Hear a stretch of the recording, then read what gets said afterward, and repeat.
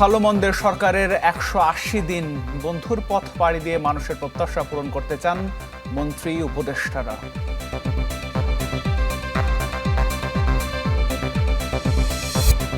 আইন শৃঙ্খলার আরও উন্নতি করতে সময় লাগবে, আল কায়দা নিয়ে জাতিসংঘের রিপোর্ট উড়িয়ে দিলেন স্বরাষ্ট্রমন্ত্রী।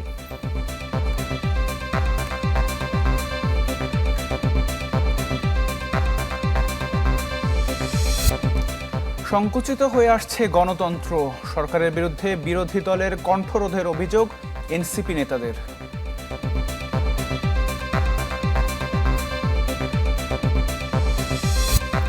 বদলে যাচ্ছে অর্থ বছর। ২০২৮-২৯ থেকে এপ্রিল শুরু হয়ে শেষ হবে মার্চে।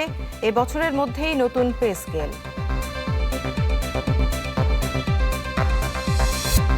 এলএনজি নিয়ে কাল আসছে কার্গো, আরও ৫টি আমদানির সিদ্ধান্ত। ঠিক হলো আগুনে ক্ষতিগ্রস্ত টার্মিনাল।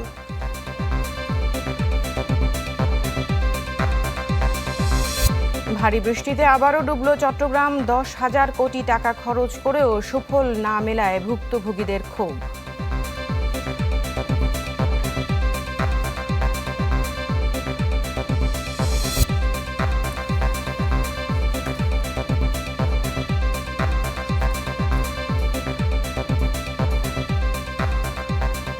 দর্শক আমন্ত্রণ চ্যানেল 24-এর রাত 10টার খবরে। শুনছিলেন একেএস সংবাদ শিরোনাম। আপনাদের সাথে আছি আমরা দুজন, আমি আতিকুর রহমান, আমি সাবিহা নিগার দৃষ্টি। পুরো খবরে আছি আমরা। ভালো মন্দে কেটেছে বিএনপি সরকারের ১৮০ দিন। ৬ মাসের অর্জনকে যথেষ্ট বলছেন না বিএনপির সিনিয়র নেতা ও মন্ত্রী উপদেষ্টারা। আবার সাফল্য একেবারে কমও নয় বলে মনে করেন তারা। বললেন ধ্বংসস্তূপের মধ্য থেকে দায়িত্ব নিয়েছে বর্তমান সরকার। তাই বন্ধুর পথ পাড়ি দিয়ে পূরণ করতে চান মানুষের প্রত্যাশা। তাদের মতে ৬ মাসে সরকারের কাজের মূল্যায়নও করবে জনগণ। প্রধানমন্ত্রী জনাব তারেক রহমানকে অনুগ্রহপূর্বক ভঙ্গুর আর্থিক খাত, উচ্চ মূল্যস্ফীতি, কর্মসংস্থানের বিশাল চাপ আর নিয়ন্ত্রণহীন আইনশৃঙ্খলা পরিস্থিতি, এমন বাস্তবতায় ১২ই ফেব্রুয়ারি নির্বাচনে জয়ী হয়ে ১৭ই ফেব্রুয়ারি দায়িত্ব নেয় তারেক রহমানের নেতৃত্বে বিএনপি সরকার। নির্বাচনী প্রচারণায় নানা প্রতিশ্রুতির পাশাপাশি গুরুত্ব পায় ৩১ দফা কর্মসূচি। এসব ছাপিয়ে গত ৬ মাসে নতুন সরকারকে সবচেয়ে বেশি ভুগিয়েছে জ্বালানি সংকট, যা চোখ রাঙাচ্ছে সামগ্রিক পরিস্থিতিকে অশান্ত করার, যা অনেকটাই এলোমেলো করে দেয় সরকারের প্রথম ১৮০ দিনের পরিকল্পনাকে। ৬ মাস পূর্তি উপলক্ষে প্রধানমন্ত্রীর কার্যালয়ে মতবিনিময়ে নানা উদ্যোগের কথা তুলে ধরে সরকার। ৬ মাসের কার্যক্রম একেবারে সফল না বললেও মূল্যায়ন জনগণের হাতেই ছেড়ে দিতে চাইলেন দায়িত্বশীলরা। মাত্র ৬ মাসে এত একটা বড় সমস্যা পীড়িত দেশে যতটুকু করা সম্ভব হয়েছে হয়তো যথেষ্ট না, কিন্তু একেবারে কমও না। আন্তরিকতা থাকলে এবং নিষ্ঠা থাকলে আমার ধারণা জনগণের প্রয়োজন মেটানো আমাদের পক্ষে সম্ভব হবে। সরকারের পক্ষ থেকে দাবি করা হয়, রাষ্ট্রের সব জায়গায় বেহাল অবস্থার উপর দাঁড়িয়ে দায়িত্ব নিয়েছে বিএনপি সরকার। এখন প্রতিশ্রুতি বাস্তবায়নে গুরুত্ব দেওয়া হচ্ছে। নির্বাচনের প্রাক্কালে যে প্রতিশ্রুতিগুলো দিয়েছিলেন, যে অঙ্গীকারগুলো করেছিলেন সরকার প্রধান, সেই প্রতিশ্রুতিগুলি পূরণেই তিনি ক্ষমতা গ্রহণের প্রায় প্রথম দিন থেকে অথবা দ্বিতীয় দিন থেকে তিনি শুরু করেছেন তার কর্মযজ্ঞ। প্রথম পর্বের এই দিনগুলিকে আমাদের ব্যয় করতে হচ্ছে যত না বেশি কর্মসূচি বাস্তবায়ন করার জন্য, তার চেয়ে বেশি বাস্তবায়ন করতে হচ্ছে ধ্বংসস্তূপকে নতুন কর্মসূচি গ্রহণ করার উপযোগী হিসাবে গড়ে তোলার জন্য। গত ৬ মাসে বাক স্বাধীনতা, আইনের অনুশাসন এবং মানবাধিকারের ক্ষেত্রে আমরা সর্বোচ্চ মানদণ্ড স্থাপন দেখেছি, যেখানে একটি বারের জন্য কখনো কোনো রাজনৈতিক নিপীড়ন হয়নি। আইন শৃঙ্খলা পরিস্থিতি নিয়ে আরো নিবিড়ভাবে কাজ করছে সরকার। তবে আগামীতে কোনোভাবেই মব কালচার সহ্য করা হবে না বলে দায়িত্বশীলরা জানান। এই ধরনের কোনো মব কালচার টলারেট করা হবে না। দেশ চলবে দেশের আইন অনুযায়ী এবং সেটাকেই আমরা এনফোর্স করবো ইনশাআল্লাহ। নোট অফ ডিসেন্ট বাদ দিয়ে জুলাই সনদে আর যা যা আছে সবকিছু বিএনপি বাস্তবায়ন করবে। জ্বালানি সংকটে মানুষের ভোগান্তির কথা স্বীকার করে দ্রুত সংকট সমাধানের আশ্বাসও মেলে সরকারের পক্ষ থেকে। জনগণের কল্যাণে কাজ করার জন্য সেখানে নির্বাচনী। Ashikin Prince, channel 24, Dhaka. BNP সরকারের ৬ মাসে কতটা উন্নতি হলো আইন শৃঙ্খলার? স্বরাষ্ট্রমন্ত্রী সালাউদ্দিন আহমদের দাবি, পরিস্থিতির যথেষ্ট উন্নতি হয়েছে। তবে জনপ্রত্যাশা অনুযায়ী উন্নতি হতে আরও সময় লাগবে। বাংলাদেশে আল কায়েদার ঘাঁটি নিয়ে জাতিসংঘের প্রতিবেদনকে অনুমান নির্ভর বলেও দাবি করেন স্বরাষ্ট্রমন্ত্রী। জুলাই গণঅভ্যুত্থানের পর পুলিশি ব্যবস্থা ভেঙে পড়ায় ব্যাপক অবনতি ঘটে আইনশৃঙ্খলা পরিস্থিতির। অন্তর্বর্তী সরকারের 18 মাসে এ থেকে খুব একটা উত্তরণ সম্ভব হয়নি। বিএনপি সরকার দায়িত্ব নিয়ে যেসব অগ্রাধিকার ঠিক করে তার অন্যতম আইনশৃঙ্খলার উন্নতি। তবে নানামুখী উদ্যোগ সত্ত্বেও এখনও কাটেনি উদ্বেগ। সম্প্রতি দেশের একাধিক জায়গায় বোমা বিস্ফোরণ কিংবা বিস্ফোরক তৈরির সরঞ্জাম উদ্ধারে শঙ্কা রয়ে গেছে জনমনে। সচিবালয়ে স্বরাষ্ট্রমন্ত্রীও স্বীকার করেন, আইনশৃঙ্খলা পরিস্থিতির উন্নতি হলেও জনপ্রত্যাশা অনুযায়ী উন্নতি করতে আরও সময় লাগবে। দাবি করেন 6 মাসে অনেক সংস্কার কাজ হয়েছে। সন্তুষ্টির বিষয়টা জনগণ বলবে। আমরা তো সবসময় বলবো আমরা আইনশৃঙ্খলা পরিস্থিতি উন্নত করতে পেরেছি, তবে জনপ্রত্যাশা অনুযায়ী উন্নীতকরণের জন্য আরও সময় লাগবে। আমাদের এখন মাত্র 6 মাস পার হলো, এর মধ্যে আমরা অনেক সংস্কার কাজ করেছি এবং আইনশৃঙ্খলা রক্ষাকারী বাহিনীর প্রশংসনীয় বিভিন্ন উদ্যোগ আপনারা দেখতে পেয়েছেন। বাংলাদেশে আল কায়েদার স্থায়ী ঘাঁটি ও গোপন সেল নিয়ে জাতিসংঘের প্রতিবেদনকে আমলে নিতে নারাজ স্বরাষ্ট্রমন্ত্রী। জানান, অনুমান নির্ভর রিপোর্টের ভিত্তিতে সরকার পদক্ষেপ নিতে পারে না। আমরা এগুলো আমলে নিচ্ছি না, রিপোর্টও এখনো পড়িনি। তাছাড়া আমি যতটুকু শুনেছি পত্রিকান্তরে, সেটা ওখানে বলা হয়েছে যে তারা একটা এজিউম করেছে আর কি, একটা অনুমান করেছে যে এরকম হতে পারে। তো অনুমান নির্ভর কোনো রিপোর্টের উপর আমরা তো অ্যাকশন করতে পারি না। স্বরাষ্ট্রমন্ত্রী দাবি করেন, 180 দিনে যেসব কর্মসূচি বাস্তবায়ন এবং শুরু করেছে সরকার, সেগুলো প্রশংসিত হয়েছে। মাননীয় প্রধানমন্ত্রী নেতৃত্বে আমরা একটি সংকটময় মুহূর্ত খুব সফলতার সাথে মোকাবিলা করি। স্বপ্নিল শাহরিয়ার শিশির, চ্যানেল 24, ঢাকা। শুরু থেকে প্রতিশ্রুতি বাস্তবায়নে মনোযোগী সরকার। তবে দ্রব্যমূল্য, আইনশৃঙ্খলা অবনতি ও গ্যাস বিদ্যুৎ সংকট মুখোমুখি করেছে কঠিন বাস্তবতার। সব মিলিয়ে আগামী দিনে দূরদর্শী পদক্ষেপ নেয়ার তাগিদ বিশ্লেষকদের। ইজাজ সৌমিকের রিপোর্ট। রক্তক্ষয়ী গণঅভ্যুত্থান পরবর্তী গণতন্ত্রের উত্তরণের পথে নির্বাচনে নিরঙ্কুশ সংখ্যাগরিষ্ঠতা নিয়ে সরকার গঠন করে বিএনপি। এরই মধ্যে 180 দিন পার করল প্রধানমন্ত্রী তারেক রহমানের সরকার। বলা হচ্ছে এর মধ্য দিয়ে শেষ হলো তাদের হানিমুন পিরিয়ড। প্রথম 6 মাসের পরিকল্পনা অনুযায়ী শুরু হয়েছে অসহায় পরিবারের নারী প্রধানকে মাসিক 2500 টাকার ফ্যামিলি কার্ড প্রদান। মাসিক সম্মানী চালু হয়েছে মসজিদের ইমাম, মসজিদ, খতিবদের। 10,000 টাকা পর্যন্ত ঋণ মওকুফ পেতে শুরু করেছেন কৃষকরা। পাশাপাশি চালু হয়েছে কৃষক কার্ডও। সেচ কার্যক্রম সম্প্রসারণ করতে দেশজুড়ে শুরু হয়েছে খাল খনন কর্মসূচি। বন্ধ হওয়া কলকারখানা চালু, 25 কোটি বৃক্ষরোপণের লক্ষ্যে দেশব্যাপী বৃক্ষরোপণ কার্যক্রম। বায়ু দূষণ নিয়ন্ত্রণে 250টি পরিবেশ বান্ধব ইলেকট্রিক বাস চালুর উদ্যোগ নিয়েছে সরকার। এছাড়া বড় প্রকল্প হিসেবে পদ্মা ও তিস্তা ব্যারেজ মহাপ্রকল্প নিয়েছে বিএনপি সরকার। পারফরমেন্স যদি আমরা চিন্তা করি, এই 6 মাসে আমরা এটা অ্যাসেস করতে পারবো না, কারণ এখানে পুঞ্জীভূত সমস্যা। এইটা এমন একটা হটবেডের মতন যে যেই ক্ষমতায় আসুক, জন আকাঙ্ক্ষা তো আকাশ ছোঁয়া, আপনি কয়টা মিট করবেন? সরকার পরিচালনার ক্ষেত্রে কিচ্ছতা সাধনের বিষয়গুলোর উপর অত্যন্ত জোরালো গুরুত্ব প্রদান করছেন। অনেক ক্ষেত্রে স্বচ্ছতার বিষয়গুলোকে তুলে ধরার চেষ্টা করছেন। এই ধরনের বিষয়গুলো নতুন ধারার একটা নেতৃত্বের একটা আমরা দৃষ্টান্ত দেখতে পাচ্ছি। তবে সরকারের ইতিবাচক ভাবমূর্তির উল্টো পিঠও আছে। জ্বালানি সংকট, আইনশৃঙ্খলা পরিস্থিতির অবনতি, ব্যাংক ও আর্থিক খাতের দুর্বলতা, দ্রব্যমূল্যের ঊর্ধ্বগতি সহ নানা খাতে কঠিন বাস্তবতার মুখে সরকার। কোনো একটা ঘটনা থেকে রাজনীতিবিদরা শিক্ষা নিয়েছেন বলে আমার মনে হয় না। ফলে যেটা হয়েছে, ওই আগের ধারাবাহিকতায় চলছে এবং যত দিন যাচ্ছে আগের সরকার যে কাজগুলো করেছে প্রত্যেকের মধ্যে একটা প্রতিযোগিতা থাকে, পরবর্তীতে আরও কত খারাপ হওয়া যায়, আমরা সেটাই দেখি এখন। নির্বাহী বিভাগ বা সরকারকে জনগণের কাছে জবাবদিহি করার যে আইনগত এবং প্রাতিষ্ঠানিক ভিত্তিগুলো হওয়ার কথা, সুদৃঢ় হওয়ার কথা, সেটি হচ্ছে না, বরং এটিকে আরও দুর্বল করে দেওয়া হচ্ছে।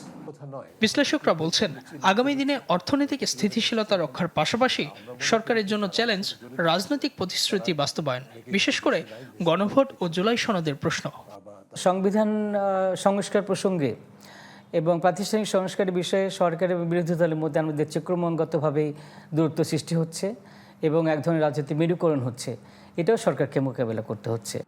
180 দিনের কর্মপরিকল্পনার পর্যবেক্ষণ এবং মন্ত্রী প্রতিমন্ত্রীদের পারফরমেন্স মূল্যায়ন জরুরি বলেও মনে করেন বিশ্লেষকরা। জন্য একটা বিরাট চ্যালেঞ্জের সম্মুখীন হয়েছে। ইজাজ শৌমিক, চ্যানেল 24, ঢাকা। প্রধানমন্ত্রী তারেক রহমানকে সৌদি আরব সফরের আমন্ত্রণ জানিয়েছেন দেশটির ক্রাউন প্রিন্স ও প্রধানমন্ত্রী মোহাম্মদ বিন সালমান বিন আব্দুল আজিজ আল সৌদ।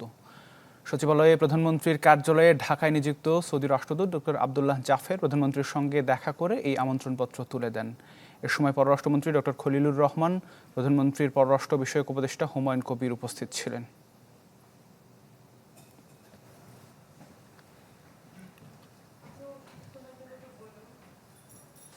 বিরোধী দলকে কথা বলতে দেয়া হচ্ছে না, সরকারের বিরুদ্ধে এমন অভিযোগ তুললেন এনসিপি নেতারা। দলটির আহ্বায়ক নাহিদ ইসলামের মতে এই চর্চা গণতন্ত্রকে সংকুচিত করে তুলবে।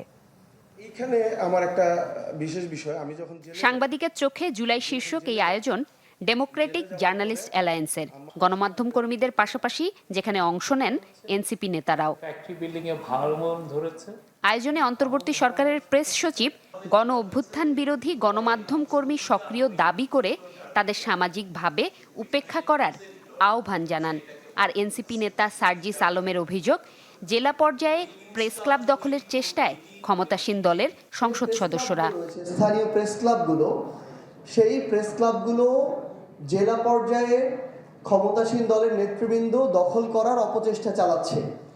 তাদের সায় ছাড়া একটা জেলার প্রেস ক্লাবের কমিটি অনুমোদন হয় না। তারে জাস্ট সোশ্যালি ইগনোর করেন, কিন্তু তার ভয়েস করার পক্ষপাতী আমরা না। বাংলাদেশ ডেমোক্রেটিক আছে, ডেমোক্রেটিক থাকুক, সব ভয়েসকে নিয়ে আমরা বড় হব। জ্বালানি সংকট নিয়ে জনরোষকে সরকারের সর্বোচ্চ পর্যায় থেকে হটকারিতা আখ্যা দেয়ায় প্রতিবাদ জানান বিরোধী দলীয় চিফ হুইপ নাহিদ ইসলাম। গণতন্ত্র সংকুচিত হয়ে আসছে বলে শঙ্কাও প্রকাশ করেন তিনি। বিরোধী দল সংসদে কথা বলবে, সংসদের বাইরেও তারা কথা বলবে, এটাই গণতান্ত্রিক একটা রাষ্ট্রের চরিত্র, গণতান্ত্রিক আন্দোলনের চরিত্র। গণতান্ত্রিকভাবে অহিংসভাবে আমি আমার যে কোনো কথা প্রকাশ করতে পারি। ফলে সেই জায়গায় আমার কাছে মনে হচ্ছে যে গণতন্ত্র সংকুচিত হয়ে আসছে। অন্তর্বর্তী সরকারের নেয়া পদক্ষেপগুলো বাস্তবায়ন, গণমাধ্যম সংস্কার কমিশন ও সাংবাদিকদের সুরক্ষা আইন সহ গুরুত্বপূর্ণ উদ্যোগ বাস্তবায়নে সরকারের প্রতি আহ্বান জানান নাহিদ ইসলাম। এখনো যে জায়গায় আছে সেখান থেকে আমরা পিছনের দিকে যেতে চাই না। জুমাতুল বিদা, চ্যানেল 24, ঢাকা। বদলে যাচ্ছে অর্থ বছর। আগামী অর্থ বছর হবে 9 মাসে, আর 2028-29 থেকে এপ্রিলে শুরু হয়ে শেষ হবে মার্চে, যা এখন জুলাই থেকে জুন মেয়াদে হিসাব করা হয়। এমন প্রস্তাব অনুমোদন করেছে মন্ত্রিসভা। মূলত বর্ষাকালে অবকাঠামো উন্নয়ন কার্যক্রমে ধীরগতি ও জনদুর্ভোগের কথা চিন্তা করেই এমন সিদ্ধান্ত নেওয়া হয়েছে।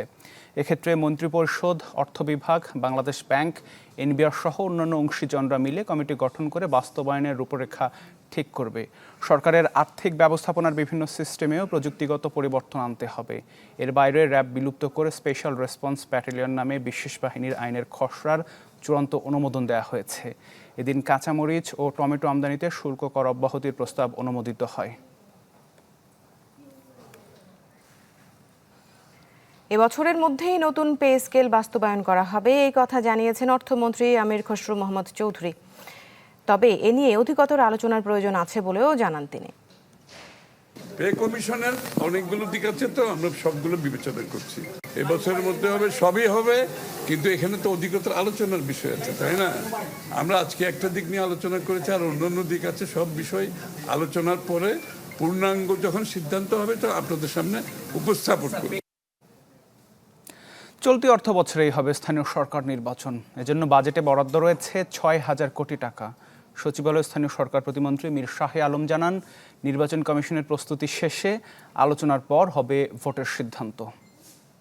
নির্বাচন কমিশনের প্রস্তুতি সম্পন্ন হলে নির্বাচন কমিশন, স্থানীয় সরকার বিভাগ এবং অর্থ বিভাগ আমরা বসে সময়টি নির্ধারণ করব।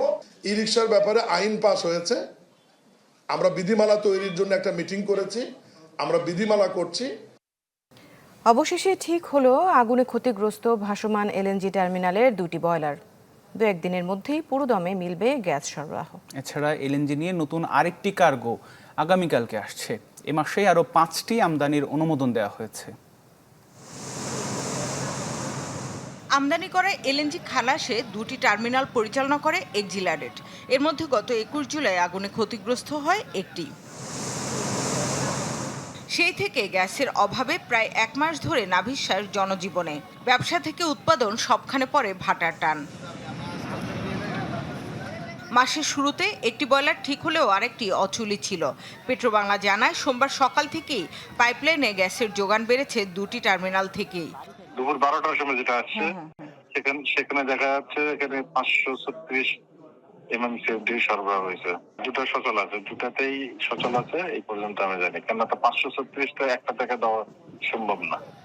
আরপিজিসিএল জানায় ক্ষতিগ্রস্ত টার্মিনালটি এখন পুরোপুরি ঠিক।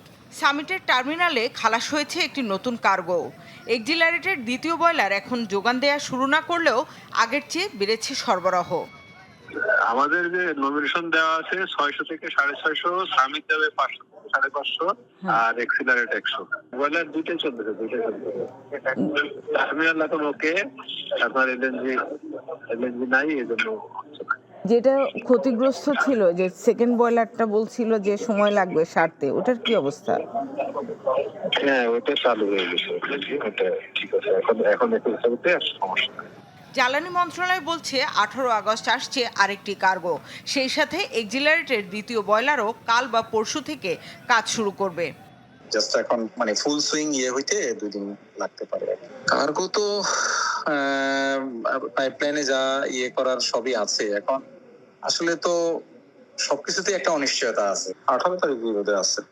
আর সচিবালয় স্বরাষ্ট্রমন্ত্রী জানান, গ্যাসের দুর্বিষহ অভিজ্ঞতা ভবিষ্যতে এড়াতে ভাসমান টার্মিনালের সাথে ভূমিতেও অর্থাৎ ল্যান্ড বেস টার্মিনালের নির্মাণ দ্রুত করতে চায় সরকার।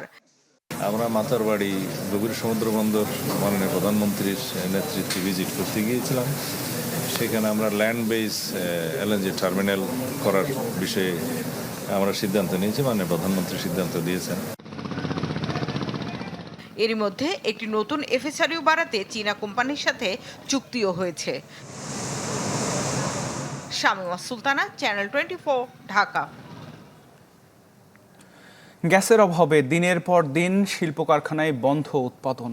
এতে প্রতিদিন ক্ষতি হচ্ছে শত কোটি টাকা। বেতন ভাতাও অনিশ্চিত শ্রমিকদের। সাথে যোগ হয়েছে সময় মতো পণ্য সরবরাহ করতে না পারলে বিদেশি ক্রেতাদের মুখ ফিরিয়ে নেওয়ার শঙ্কা। শফি মাহমুদ সাগরের রিপোর্ট। গ্যাসের অভাবে বন্ধ হয়ে আছে ডাইং মেশিন, থেমে আছে উৎপাদন। নারায়ণগঞ্জের ফতুল্লার এই প্রতিষ্ঠানটিতে কাজ করেন 1200 শ্রমিক। জ্বালানি সংকটের কারণে ছুটি দেওয়া হয়েছে তাদের অনেককেই।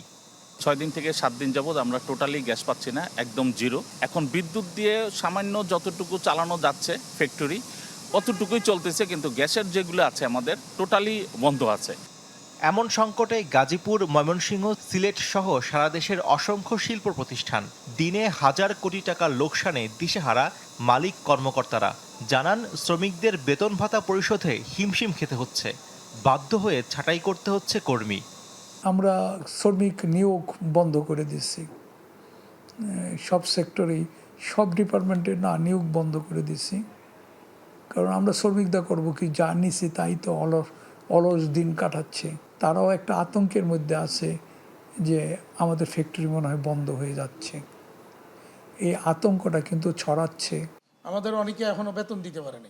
উৎপাদন কমে যাওয়ায় শুধু পোশাক শিল্প খাতেই ক্ষতি $150 কোটি বেশি, এমন দাবি বিকেএমই এর সভাপতির। বলেন, দেশের শিল্প খাতের ওপর আস্থা হারাচ্ছেন বিদেশি ক্রেতারা, ফলে কমতে শুরু করেছে ক্রয়াদেশ।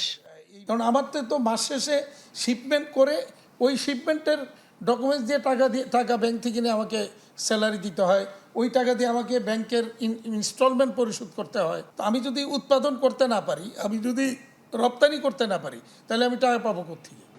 2টি এলএনজি টার্মিনাল আংশিকভাবে চালু হওয়ায় জাতীয় গ্রিডে বেড়েছে গ্যাসের সরবরাহ। তবে চাহিদার তুলনায় তা অনেক কম হওয়ায় শিল্প খাতে সংকটের উল্লেখযোগ্য পরিবর্তন আসেনি। শফি মাহমুদ সাগর, চ্যানেল 24, ঢাকা।